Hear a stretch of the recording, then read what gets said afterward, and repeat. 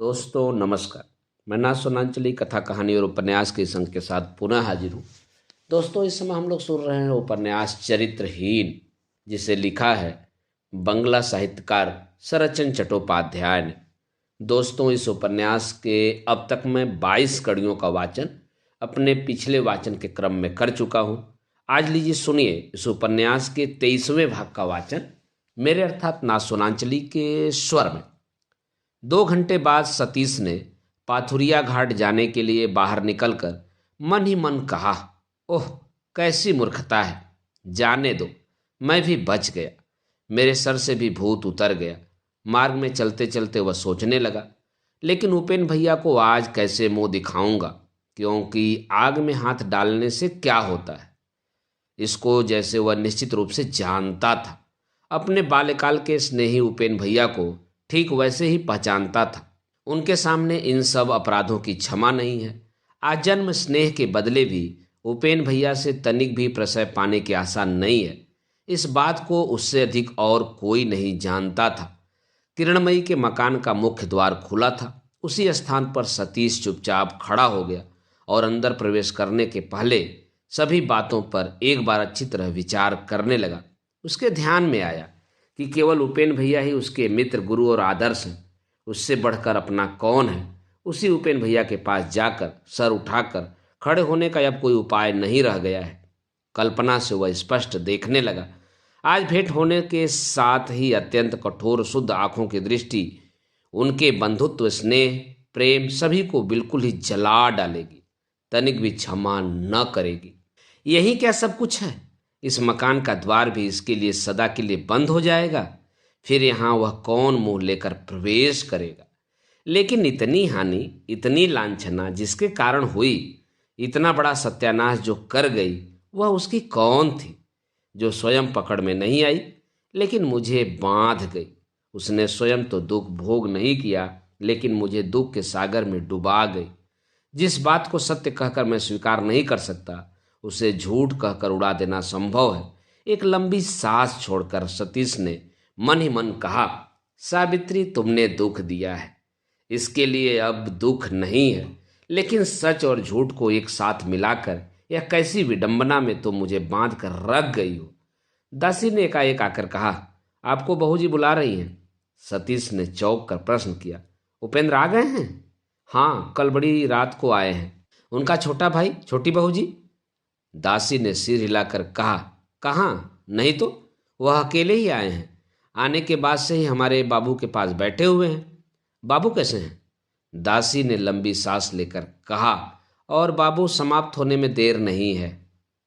सतीश ने एक क्षण चुप रहकर प्रश्न किया, भाभी कहाँ हैं? वह अभी स्नान कर रसोई घर में गई हैं।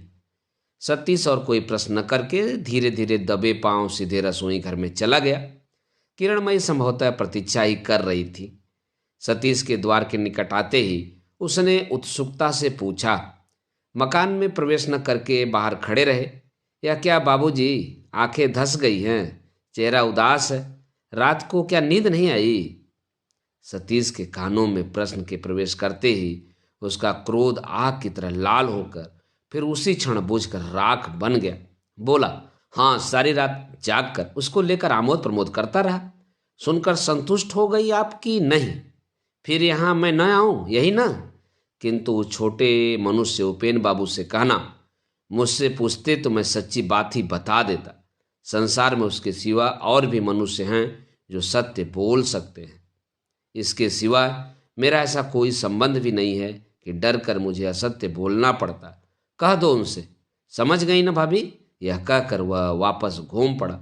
अचानक सतीश का यह मनोभाव देखकर, ऐसा कंठ स्वर सुनकर किरणमयी की कर्तव्य मूड सी हो गई। किरणमयी ने घबराकर बाहर आकर पुकारा, जाओ मत बबुआ जी, सुनो तो। सतीश चिल्लाकर बोला, क्या होगा सुनकर? सच कहता हूँ भाभी, वह इतना नीच मनुष्य है, यह मैंने भी नहीं सोचा था। जहाँ वह रहता है वहाँ मैं नहीं रहता। आज मैं समझ रहा हूँ, क्योंकि बाबूजी ने उस दिन चिट्ठी लिखी थी। लेकिन उस नीच से जाकर कह देना, मैं उसकी परवाह नहीं करता। किरणमयी ने व्याकुल होकर पूछा, किससे? क्या कह रहे हो बबुआ जी? ठीक कह रहा हूँ भाभी, ठीक कह रहा हूँ। उसे कह देने से वह समझ जाएगा। लेकिन आज तुमसे भी कह जाता हूँ, बिना अपराध के ही अपने घर का द्वार मेरे मुंह के सामने तुमने बंद कर दिया है। लेकिन एक दिन समझोगी, सतीश कितना ही बुरा क्यों न हो, उस पर विश्वास करके किसी न किसी दिन धोखा नहीं खाया है। और एक बात उसे कह देना, उसकी जितनी इच्छा हो, जहाँ तक हो, सर्वनाश का प्रयास करे, लेकिन मैं भी उसको अपना मुंह न दिखाऊंगा, वह भी मुझको। एकाएक सतीश दरवाजे की ओर देखकर रुक गया और दूसरे ही क्षण मुंह फेर कर आंधी की तरह शीघ्रता से चला गया। उसकी दृष्टि का अनुसरण करके किरणमयी की दोनों आंखें पत्थर की मूर्ति की भांति स्तब्ध उपेंद्र के मुंह पर जा पड़ी।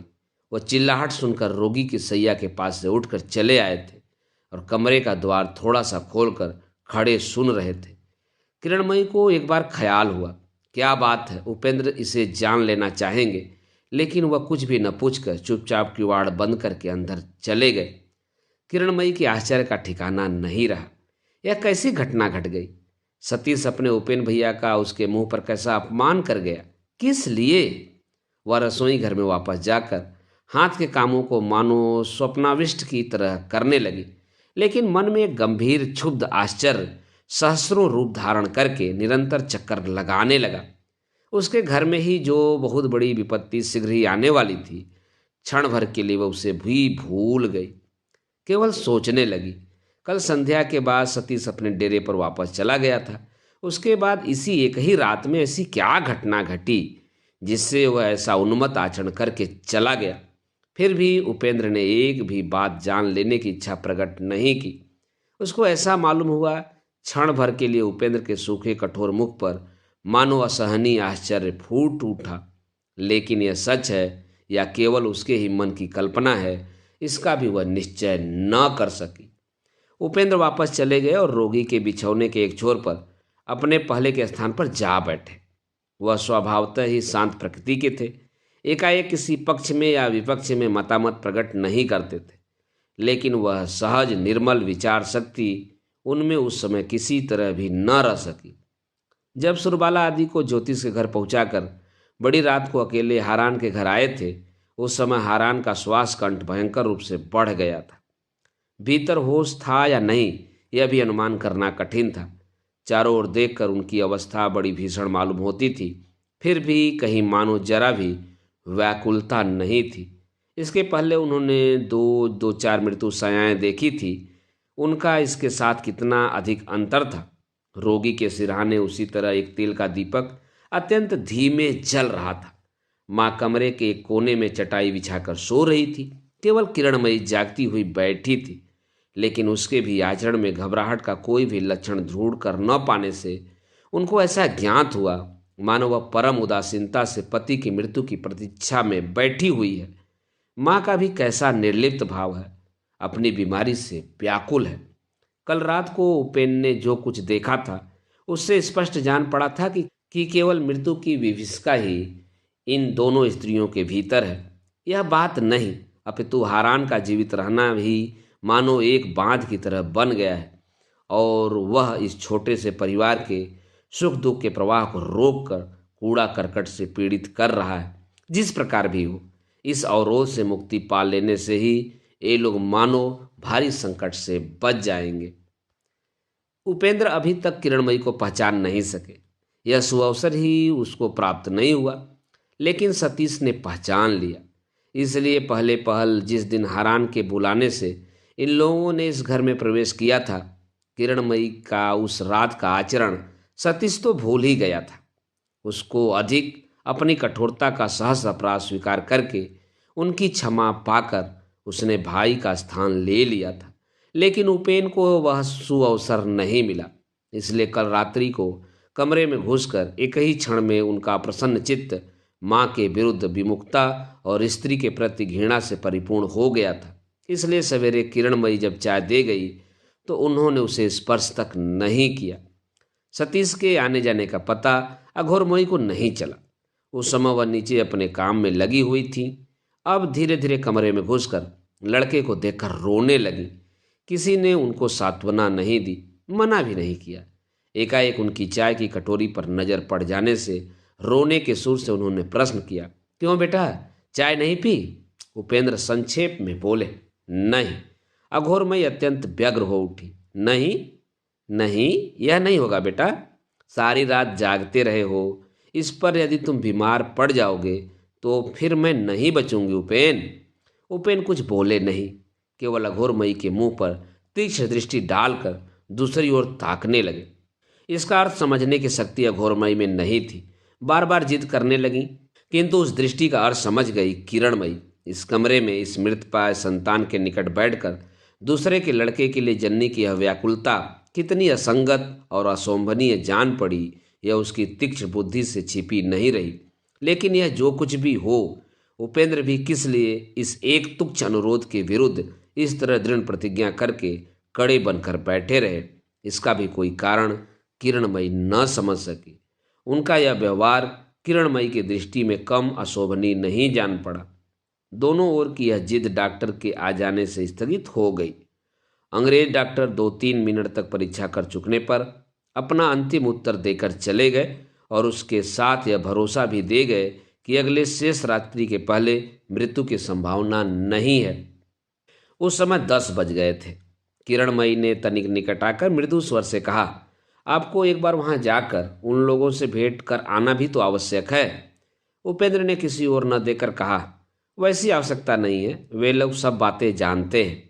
किरणमयी ने कहा, तो भी एक बार जाइए, अभी तो भय नहीं है, तब तक स्नान करके जरा विश्राम करके लौट आ सकेंगे। उपेंद्र चुप रहे। किरणमयी मृदु और दृढ़ स्वर से बोली, जरा सोच कर देखिए, स्नान भोजन न करके उपवास करके अब आपके सामने बैठे रहने से तो कोई फल नहीं है। गाड़ी का सफ़र करके आए हैं, कल सारी रात यहाँ बैठे रहे, उसके बाद आज दिन रात बराबर इस तरह बैठे रहने से बीमार पड़ सकते हैं। सतीश बबुआ भी नहीं है, इस समय आप सचमुच ही बहुत थके जान पड़ते हैं। मैं बैठी हुई हूँ, तब तक आप घूम कर आइए, बात मानिए, उठिए। एकाएक मुंह पर उठते ही उपेंद्र ने दृष्टि झुका ली। इस प्रकार इतनी बातें किरणमयी ने पहले कभी उनके सामने नहीं कही थी। इस कंठ में सुभाक्षा की अधिकता नहीं थी, फिर भी एक दृढ़ता थी, कोमलता थी। उपेंद्र के कानों में किरणमयी का यह स्नेह भरा प्रथम अनुरोध बहुत ही सुंदर जान पड़ा। बहुत दिन पहले एक रात के समय जो तीव्र कंठ, जो कठिन भाषा इसके मुंह से वह सुन चुके थे, इसके साथ इसका बड़ा ही आश्चर्यजनक अंतर जान पड़ा। उपेंद्र ने किसी ओर न देखकर प्रश्न किया, आप लोगों का दिन आज कैसे बीतेगा? किरणमयी ने कहा, यह बात क्यों पूछ रहे हैं? अब देर न कीजिए, इसी वक्त उठिए। सच्ची बात कहने का यह कितना अद्भुत शांतिपूर्ण ढंग था। क्षण भर के लिए उपेंद्र ने सब कुछ भूलकर अपनी आश्चर्य भरी दोनों आंखों की परिपुष्ट दृष्टि किरणमयी के मुख पर लगा दी।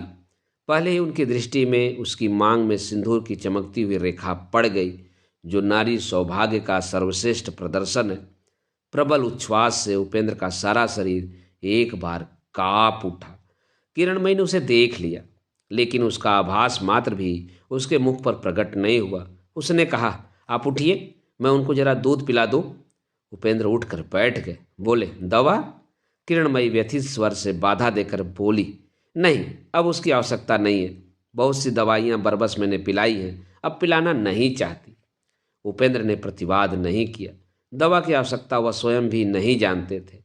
पति को दूध पिलाकर उसने ज्यों ही पुनः अनुरोध किया, त्यों ही उपेंद्र उठ खड़े हुए और अतिशीघ्र स्नान भोजन करके लौट आएंगे कहकर दरवाजे की ओर बढ़ चले। उसी समय किरण ने मृदु स्वर से प्रश्न किया, आते समय सतीश बबुआ के घर से होते आएंगे क्या? उपेंद्र घूमकर खड़े हो गए, बोले, क्यों?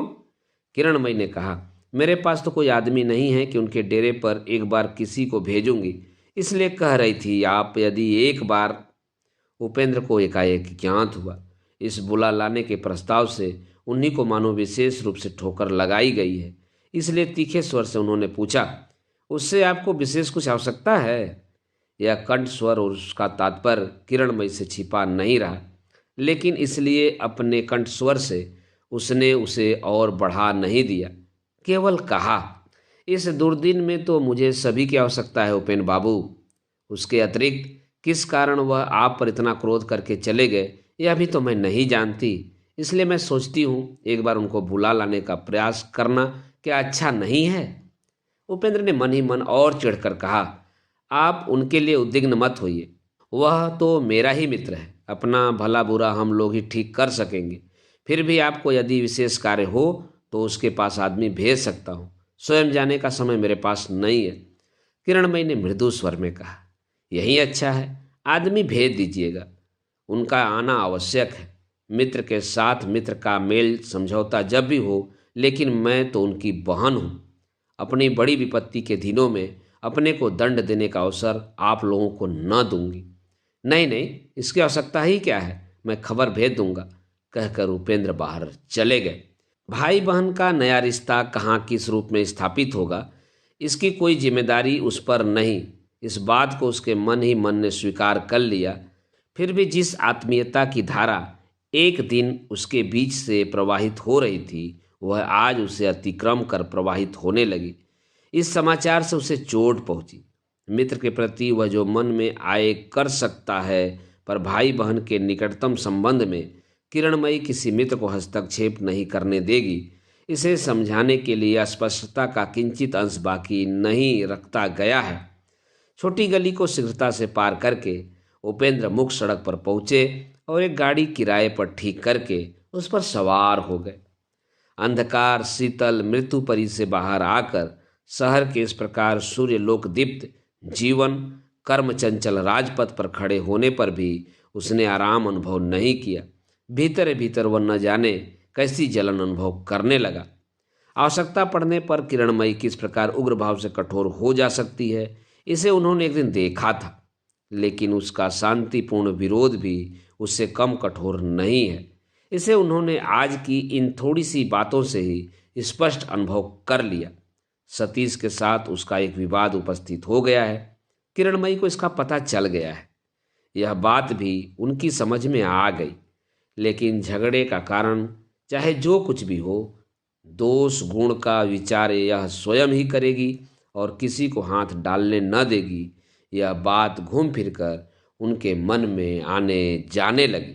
दोस्तों, अभी आप सुन रहे थे उपन्यास चरित्रहीन के 23वें भाग का वाचन। दोस्तों, अब लीजिए सुनिए उपन्यास चरित्रहीन के 24वें भाग का वाचन मेरे अर्थात नासोनांचली के स्वर में। स्त्रियों के संबंध में उपेंद्र को अपना मत परिवर्तन करने का समय आ गया। आज उनको मन ही मन स्वीकार करना पड़ा। स्त्रियों के विषय में उनकी जो भी धारणा थी, उसमें बहुत बड़ी भूल थी। ऐसी नारी भी है जिसके सामने पुरुष का आकाशभेदी मस्तक आप ही झुक पड़ता है। शक्ति काम नहीं करती, सिर झुका ही देना पड़ता है। ऐसी ही नारी है किरणमयी। उस रात्रि को जब प्रथम परिचय हुआ था, इसी के संबंध में उपेंद्र ने सतीश के सामने मुंह से दूसरी तरह की बातें कही थी, पर हृदय में सकरुण अवज्ञा के साथ सोचा था कि वह उसी प्रकार की उग्र स्वभाव की स्त्री है जो अत्यंत साधारण कारण से ही होश हवास खोकर विक्षिप्त की भांति विष खाकर या गले में फांसी लगाकर भयंकर कांड कर बैठती है। पर आज उन्होंने देख लिया और समझ लिया कि नहीं, ऐसी बात नहीं है। यह अत्यंत संकट के बीच भी बुद्धि ठीक रखना जानती है और जरा भी उग्र न होकर सरलता से अपनी इच्छा का प्रयोग कर सकती है। इस घर में सतीश का आना जाना उचित अनुचित जो भी हो, किरणमयी ने बुलाया है, वह खबर सतीश को देनी ही पड़ेगी। इसी बात की राह में जाते जाते वह जितना मंथन करने लगे, उनका मन उतना ही दुख से भर उठा। क्योंकि सतीश को उपेंद्र बहुत अधिक स्नेह करते थे, इसलिए उनके ऊपर आज क्रोध की भी मानो सीमा नहीं थी। उसने जो अपराध किया है उसका विचार किसी दूसरे दिन होगा, लेकिन आज जो सतीश खुले तौर से उनके मुंह के सामने उसके सदा के अधिकृत अग्रज के आसन को दर्प के साथ पैरों से रौंद गया, उसने तनिक भी संकोच नहीं किया। सब दुखों से बढ़कर यही दुख उपेंद्र के कलेजे पर बिध गया था। कुछ दिन पहले उपेंद्र को घर में बैठकर एक गुमनाम पत्र के द्वारा सतीश के विषय में बातें ज्ञात हुई थी। यह पत्र राखाल ने लिखा था। जब दोनों में प्रेम था, तब सतीश के मुख से ही राखाल ने उसके इस परम मित्र की बहुत सी असाधारण कहानियां सुनी थी। उपेंद्र भैया की असाधारण विद्या बुद्धि और उनके शुभ निष्कलंक चरित्र की ख्याति कैसी थी, सतीश को बड़ा गर्व था अपने उपेन भैया का, और उनके असीम स्नेह ने उसी स्थान पर चोट पहुंचाने के समान भयंकर आघात सतीश के लिए और कुछ भी नहीं हो सकता।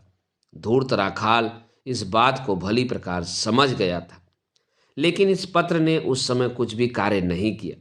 उपेंद्र ने पत्र पढ़कर फेंक दिया था और पत्र लेखक को लक्ष्य करके मुस्कुराते हुए कहा था, तुम चाहे जो भी हो और सतीश की जितनी ही गुप्त बातों की जानकारी तुमको क्यों न हो गई हो, मैं तुमसे भी अधिक उसको जानता हूं।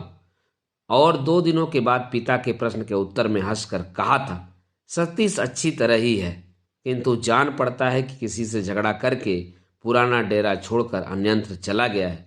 उसी मनुष्य ने एक गुमनाम पत्र लिखकर उसके संबंध में अनाप शनाप बातें लिख भेजी हैं।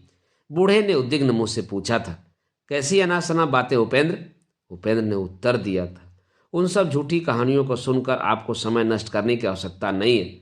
मैंने तो स्वयं ही उसे पाला पोसा है। मैं जानता हूं वह ऐसा कुछ भी न करेगा जिसके कारण किसी आदमी का सिर झुक जाए। आप निश्चिंत रहिए। उनके उस विश्वास पर वज्रपात हो गया। सावित्री को ही अपनी आंखों से देखकर सतीश के निर्जन कमरे में श्रृंगार करने में निमग्न अकेली रमणी, उसमें कैसी सुगंभीर लज्जा थी, और लज्जा से भी बढ़कर उन दोनों बड़ी आंखों का व्यथित व्याकुल दृष्टि में क्या ही त्रास फूट पड़ा था। इसमें भूल करने की गुंजाइश नहीं थी।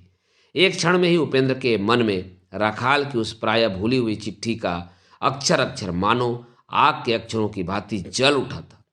प्रश्न करने या संदेह करने की और कुछ भी आवश्यकता नहीं थी। उस चिट्ठी को विश्वास योग्य बता देने की चेष्टा में राखाल ने कुछ भी कमी नहीं की थी। उसमें सावित्री का नाम तो था ही, तरह तरह के विवरणों के बीच उसकी भौहों के ऊपर एक छोटे तिल रखने की बात का जिक्र करने से भी उसने गलती नहीं की थी। वह चिन्ह इतना ही सुस्पष्ट था कि क्षण भर के दृष्टिपात से ही उपेंद्र ने देख लिया था। सतीश को बुला देने का अप्रिय कार्य मार्ग में ही खत्म करके चलें या नहीं, इसका निश्चय करते करते ही भाड़े की गाड़ी ज्योतिष साहब के घर के सामने पहुंच गई, और फाटक में प्रवेश करते ही उनकी उत्सुक दृष्टि को किसी ने मानो 2 मंजिले की ओर खींच लिया। उपेंद्र ने गर्दन बढ़ाकर देखा। उन्होंने जिसकी निसंदेह आशा की थी ठीक वही मौजूद थी। खुली बड़ी खिड़की पर एक स्थिर प्रतिमा इसी रास्ते से ऊपर की मानो समूचा प्राणमन उड़ेल कर खड़ी थी।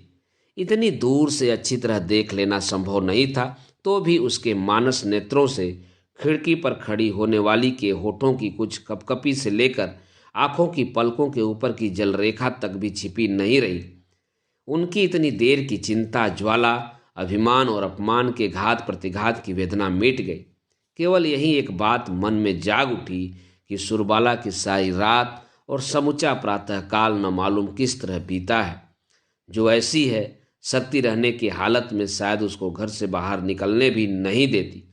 उसने इस अपरिचित शहर के बीच इस गंभीर रात्रि में अपने बीमार पति को अकेले घर से बाहर जाने देकर इतने समय तक कैसे बिताया, इसे सोचकर एक तरफ उनको हंसी आ गई, दूसरी तरफ वैसे ही आंखों के कोने में जल भी आ गया। सरोजनी शायद खबर मिलने पर ठीक उसी समय अंदर से दौड़ती हुई बाहर के बरामदे में पहुंच गई। उपेंद्र को देखते ही उसके मुंह पर और उसके नेत्रों में हंसी की छटा भर गई। गाड़ी से उतरते ही वह बोल उठी, बाहर अब एक पल भी नहीं, एकदम ऊपर चले आइए। उपेंद्र यथासंभव गंभीर मुख से इसका कारण पूछते स्वयं भी हंस पड़े। तब सरोजनी ने हंसकर कहा, अच्छी स्त्री को कल रात को आपने मेरे जिम्मे कर दिया था। न तो वह स्वयं सो सकी, न मुझे ही सोने दिया। सारी रात गाड़ी की आवाज़ सुनती और खिड़की खोलकर देखती रही। यह क्या, पत्र लिखने को क्यों बैठ गए? नहीं नहीं, यह नहीं होगा। एक बार दर्शन तो दे दीजिए, उसके बाद जो इच्छा हो कीजिए, अभी नहीं। बाहर के बरामदे में एक छोटी सी मेज पर लिखने की सामग्री तैयार थी। उपेंद्र ने एक कागज खींचकर कहा, पत्र लिख लूं, उसके बाद जो कहिए मैं कर सकता हूं, लेकिन इसके पहले नहीं। 5 मिनट से ज़्यादा न लगेगा। इच्छा हो तो जाकर खबर दे सकती हैं। सरोजनी ने उसी तरह हंसते हुए चेहरे से कहा, मुझे खबर देने की आवश्यकता नहीं है। उन्होंने ही मुझे खबर देने के लिए बाहर भेजा है। अच्छा, मैं 5 मिनट खड़ी रहती हूँ, आपको साथ लेकर ही चलूँगी। उपेंद्र फिर उत्तर न देकर पत्र लिखने लगे। लिखते लिखते उनके चेहरे पर व्यथा और विरक्ति के जो सुस्पष्ट चिन्ह पड़ रहे थे, उन्हें निकट ही खड़ी रहकर सरोजनी निरीक्षण कर रही थी। इसको वह जान भी न सके। पत्र समाप्त करके उसको लिफाफे में भरकर पता लिखकर उपेंद्र ने मुंह ऊपर उठाकर देखा। कोचवान ने आकर सरोजनी को लक्ष्य करते कहा, गाड़ी तैयार है। उपेंद्र ने पूछा, क्या आप बाहर जाएंगी? सरोजनी ने कहा, हाँ, अपना छोटा पियानो मरम्मत करने को दे आई हूँ, उसे एक बार देख आऊंगी। उपेंद्र ने खुश होकर कहा, पता लिखा है, थोड़ा कष्ट उठाकर यह पत्र साइस के हाथ घर में भिजवा दीजिएगा। यह कहकर उपेंद्र ने सरोजनी के फैलाए हुए हाथ पर पत्र रख दिया। सरोजनी कुछ देर तक उसके सिरनामे की तरफ देखती रही। नाम और पते की 2 लाइनों को पढ़ने में अधिक समय नहीं लगा। उसके बाद उसने मुंह ऊपर उठाकर कहा, सतीश बाबू इस बार हम लोगों के घर पर क्यों नहीं आए? हम लोगों के साथ आया नहीं, सतीश बराबर यही रहता है। यह समाचार सुनकर सरोजनी चौंक पड़ी। उपेंद्र के मन की अवस्था यह सब देखने योग्य नहीं थी। अगर रहती तो वे चकित रह जाते। सरोजनी ने अपनी लज्जा को दबाकर सहज भाव से बोलने की चेष्टा की। वह कभी इस ओर कदम नहीं रखते, लेकिन इतने दिनों से इतने पास रह रहे हैं। उपेंद्र अनमयस्क होकर कोई दूसरी ही बात सोच रहे थे। बोले, मालूम पड़ता है आप लोगों की बातें उसे याद नहीं है। यह बात कितनी सहज थी, लेकिन कैसी कठिन होकर सुनने वालों के कानों में जा लगी। उपेंद्र ने कहा, एक बात है, दिवाकर कहाँ है? वह भैया के साथ हाई कोर्ट घूमने गए हैं। चलिए आपको साथ लेकर पहले अंदर पहुंचाऊं, कहकर सरोजनी घर में चली गई। 20 मिनट के बाद वह लौटकर जब गाड़ी पर सवार हो गई और आदेशानुसार गाड़ी जब सतीश के डेरे की तरफ रवाना हो गई, तब अंदर बैठी हुई सरोजनी का हृदय कांपने लगा और गाड़ी जितना ही अग्रसर होने लगी, हृदय का स्पंदन मानो उतना ही प्रबल होने लगा। उसे लगा मानो वह ऐसे ही एक महत्वपूर्ण काम का भार लेकर जा रही है, जिसकी सिद्धि पर उसके अपने ही भविष्य का भला बुरा मानो सब कुछ निर्भर कर रहा है। थोड़ी ही देर में गाड़ी सतीश के डेरे के सामने आकर ठहर गई और साइस पत्र हाथ में लिए उतरा। सरोजनी ने गाड़ी के कोने में सटकर सिकुड़ कर बैठी रहकर कान लगाए दरवाजे पर साइस का कराघात सुना। कुछ देर बाद दरवाजा खुलने का शब्द और उसके अंदर जाने की आवाज़ उसे मालूम हुई और उसके बाद प्रतिक्षण किसी सुपरिचित गंभीर कंठ स्वर कानों में पहुंचने की आशंका और आकांक्षा से स्तब्ध रोमांचित होकर वह बैठी रही। वह अवश्य जानती थी गाड़ी और गाड़ी के अंदर जो बैठी हुई है, साइस के मुंह से उसका परिचय पाकर सतीश स्वयं ही आ जाएगा। उसको एक बार भी यह ख्याल नहीं आया कि जो व्यक्ति इतने दिनों से इतना निकट रहकर भी इस तरह भूल कर रह सकता है, उसको यह समाचार तनिक भी विचलित नहीं कर सकता। फिर साइस का कंठ स्वर दरवाजे के पास सुनाई पड़ा।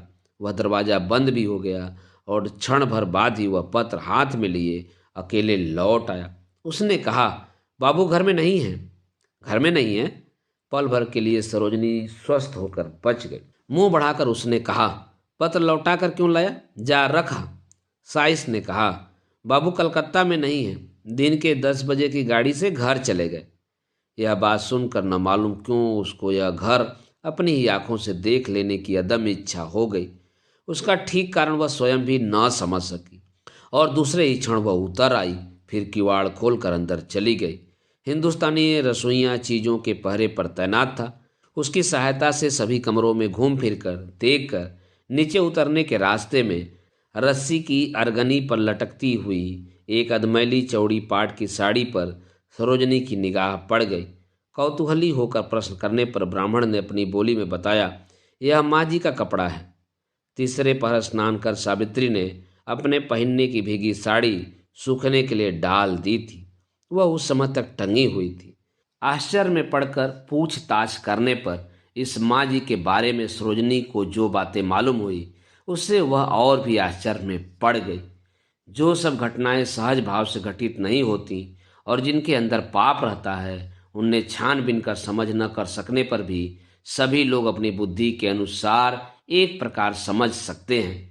यह हिंदुस्तानी भी सपत्नीक उपेंद्र के आने और इस तरह उसी क्षण चले जाने से लेकर आज सवेरे माली के अचानक प्रस्थान कर देने के बीच माँ जी का जो संपर्क रहा, उसको अनुमान से समझ गया था। विशेष रूप से सतीश का उद्भ्रांत आचरण किसी भी आदमी की दृष्टि से छिपा रहना संभव नहीं था। इसलिए उसने सावित्री की बीमारी आदि की बहुत सी बातें कह दी और उसकी देखभाल करने के लिए उसके मालिक को इस तरह व्यस्त और व्याकुल होकर अकस्मात प्रस्थान करना पड़ा है, यह बात भी उसने एक तरह से समझा दी। सरोजनी यही एक नया तथ्य जान गई कि उपेंद्र वगैरह सबसे पहले इसी घर में आए थे। सामान तक गाड़ी से उतार लिया गया था, लेकर उसी दम सब उठाकर उसी गाड़ी पर सवार होकर चले गए। फिर भी उन लोगों में से किसी ने सतीश के नाम का भी जिक्र नहीं किया। उसके बाद आज यह पत्र आया है। स्पष्ट ही समझ में आ गया, उपेंद्र को अपने मित्र के अकस्मात चले जाने की बात मालूम नहीं है। अधीर उत्सुकता से लगातार इस स्त्री के संबंध में तरह तरह के प्रश्न करके उसकी अवस्था और सुंदरता के संबंध में उसको जो तालिका मिली, यह सत्य लांघ कर भी बहुत ऊंचाई पर चली गई। आखिर में लौट आने पर जब वह गाड़ी में बैठ गई, तब उसको पियानो की मरम्मत कराने का शौक दूर हो गया था और अज्ञात भारी बोझ से हृदय के अंदर भराक्रांत हो उठा था। यह रहस्यमयी कौन है और किस कार्य के सिलसिले में आई थी, यह बात जानी नहीं गई, लेकिन एकाएक छिपाने चुराने का अस्तित्व उसके मन में दृढ़ता से अंकित हो रहा। सतीश और किरणमयी पर उपेंद्र की रंजिश और अभिमान जितना बड़ा ही क्यों न हो, उसको प्रधानता देकर कर्तव्य की अवहेलना करना उनकी आदत नहीं है। इसलिए भोजन आदि के बाद पाथुरिया घाट के घर पर लौट जाने की उनकी इच्छा थी अवश्य, लेकिन घोर थकावट ने आज उनको परास्त कर दिया। इसके अलावा सुरबाला ऐसी जिद पकड़े रही कि उसकी अवहेलना करके जाना भी कठिन हो गया। कई घंटे बाद जब उनकी नींद टूटी, तब दिन शेष नहीं था। हड़बड़ा कर उठकर बैठ जाने के साथ ही पास की तिपाई पर रखे हुए पत्र पर उनकी दृष्टि पड़ गई।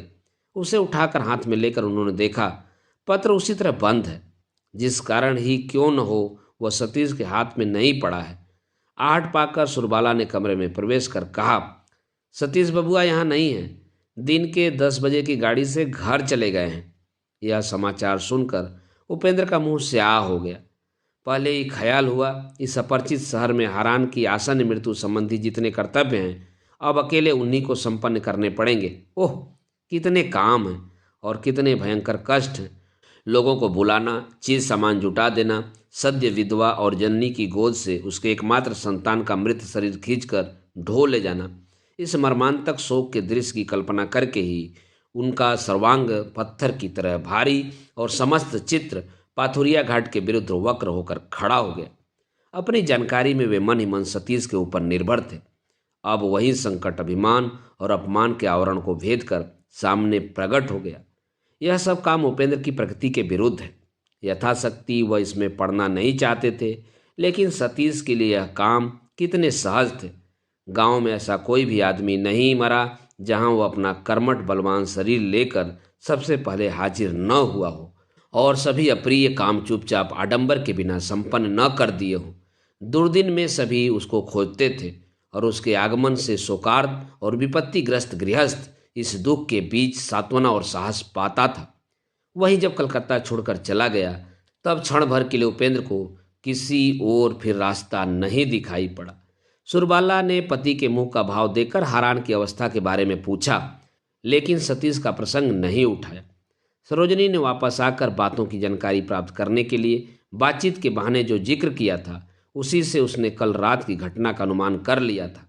सतीश उसके पति का कितना बड़ा मित्र है, इसको वह जानती थी, इसलिए इस व्यथा को उसने छिपा दिया। सुरबाला की सांसारिक बुद्धि पर कुछ भी आस्था न रहने के कारण ही उपेंद्र किसी दिन भी स्त्री के सामने किसी समस्या का जिक्र नहीं करते थे, लेकिन अभी अभी वह अपने को इतना विपत्तिग्रस्त समझ रहे थे कि उसी क्षण सारी स्थिति खोलकर प्रकट करके व्याकुल भाव से बोले, वह मुझे इस विपत्ति में छोड़कर चला जाएगा सुरो, यह मैंने सपने में भी नहीं सोचा था। अकेला इस अनजान स्थान में क्या उपाय करूं? यह कहकर उपेंद्र मानो असहाय शिशु की भांति स्त्री के मुंह की ओर ताकने लगे। लेकिन आश्चर्य की बात है कि पति की इतनी बड़ी विपत्ति का समाचार पाकर भी सुरबाला के मुंह पर तनिक भी घबराहट न दिखाई दी। वह निकट चली आई और उनका एक हाथ पकड़कर बिछौने पर बैठाकर धीरे से बोली, तो क्यों इतना सोचते हो? इस कलकत्ता में किसी के लिए भी काम नहीं रुकता। चाय तैयार है, हाथ मुंह धोकर तुम चाय पी लो। छोटे बबुआ जी के साथ लेकर मैं भी चल रही हूँ, चलो। उपेंद्र ने अवाक होकर कहा, तुम चलोगी? सुरबाला ने अविचलित भाव से कहा, अवश्य ही चलूंगी। किसी स्त्री के दुर्दिन में उसके पास रहना स्त्री का ही काम है। यह कहकर उसने अनुमति के लिए प्रतीक्षा भी न करके पास के कमरे से चाय लाकर हाजिर कर दी और दिवाकर को खबर देकर बाहर चली गई। गृहस्थों के घर घर में जब संध्या के दीपक जलाए जा चुके थे, ठीक उसी समय उन लोगों ने पाथुरिया घाट के घर में प्रवेश किया। सदर दरवाजा खुला था, लेकिन नीचे कहीं भी कोई नहीं था। अंधेरा, टूटा फूटा घर शमशान की तरह खामोश था। दोनों को सावधानी से अनुसरण करने का संकेत करके उपेंद्र ऊपर चढ़कर हारान के बंद किवाड़ के सामने आकर क्षण भर के लिए स्तब्ध होकर खड़े हो गए। अंदर से केवल एक मर्मभेदी लंबी सांस कानों में आकर पहुंची। कांपते हुए हाथ से किवाड़ ठेलकर देखते ही अंधकार में बिछौने पर आपद मस्तक वस्त्राच्छादित हारान का मृत शरीर दिखाई पड़ा। उसके दोनों पैरों के बीच मुंह छिपाकर सद्य विधवा अवधि होकर पड़ी हुई थी। उसने एक बार सिर हिलाकर उठाकर देखा और दूसरे ही क्षण विद्युत वेग से उठकर खड़ी होकर आर्त स्वर से मां कहकर चित्कार करके तुरंत ही उपेंद्र के पैरों के नीचे मूर्छित होकर गिर पड़ी। और उसी क्षण पल भर में सुरबाला ने उद्भ्रांत हतबुद्धि पति को एक ओर ठेलकर कमरे में घुसकर किरणमयी के मुंह को अपनी गोद में ले लिया। दोस्तों, अभी आप सुन रहे थे उपन्यास चरित्रहीन के 24वें भाग का वाचन मेरे अर्थात ना सोनांचली के स्वर में। दोस्तों, इस उपन्यास के आगे के भागों का वाचन आप मेरे वाचन के अगले क्रम में सुन सकते हैं, तो सुनना न भूलें और जुड़े रहें कथा कहानी और उपन्यास के साथ।